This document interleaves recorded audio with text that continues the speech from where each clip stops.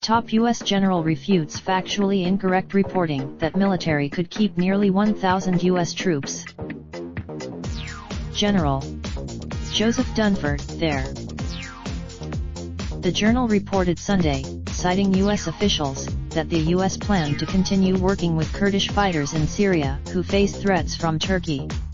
The report said a U.S. official told CNN on Sunday that some planning numbers have exceeded 400 for the total number of U.S. forces to stay in Syria, but that no final decisions had been made and various figures were potentials at this point. The plan was to have, the Journal report said the U.S. is expected to withdraw hundreds of U.S. forces after they. In an unusual move, Dunford confirmed that the U.S. and Turkey have conducted detailed military planning and agreed to an initial.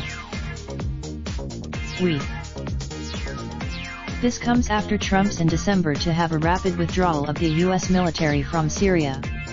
Shortly after the White House that a small. The commander of the U.S.-backed and Kurdish-led Syrian Democratic Forces last month that he wanted U.S. forces to remain inside of Syria, asking for the U.S. and its coalition partners to keep up to 1,500 troops there. For the time being, the number of U.S. forces in northern Syria near the Turkish border and in the southern part at a base in Al-Tanf have not changed substantially. Sources have told CNN the U.S. military has continued to develop drawdown options for both Syria and Afghanistan depending on what the president may order in the future.